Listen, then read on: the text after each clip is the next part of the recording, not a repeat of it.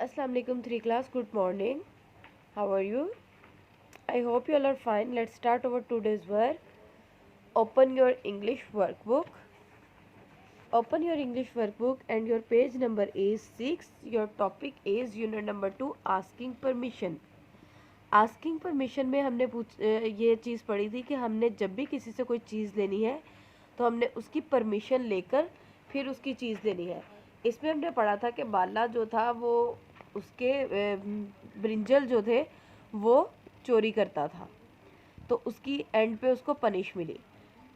आज हम इसकी एक्सरसाइज करेंगे। पेज नंबर 6 पे देखें, circle the words that has the same meaning. उन वर्ड्स को सर्कल करना है जिनका सेम मीनिंग है। Number 1, to speak very softly. Softly का सेम मीनिंग है विस्पर एंड विस्टल। विस्टल का मीन्स है सीटी बजाना, तो सीटी बजाना भी जब हम आहिस्ता बोलते हैं तो उसमें शामिल है whisper and whistle. Number 2, to act in order to trick or mislead. इसका प्रीटेंड को सर्कल करेंगे। Number 3, to take something that belongs to someone else using secretly, steal and cheat. आप स्टील एंड चीट को circle करेंगे। Number 4, the act of following. आप plug को इसमें से सर्कल करेंगे। Number 5, to put all in order to remove. इसमें आप प्लग और ब्रिंजल को सर्कल करेंगे। पेज नंबर 7 पे अगर हम देखें तो पेज नंबर 7 पे हमारे पास जम्बल्ड वर्ड्स हैं। इन वर्ड्स को हमने राइट करना है। ये हमारे पास हेल्प बॉक्स दिया गया है। हेल्प बॉक्स में से हमने इन वर्ड्स को ठीक तरीके से लिखना है, इन जम्बल वर्ड्स को। नंबर 1 पे हमारे पास विस्पर्ड है। नंबर 2 पे हमारे पास स्टीलिंग है।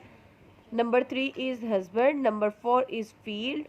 Number 5 is plug. Number 6 is belonged.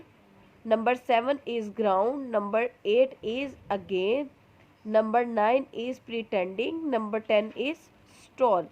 आपने इन जम्बल वर्ड्स को हेल्प बॉक्स में से देखते हुए राइट करना है जो कि आपके सही स्पेलिंग में हो।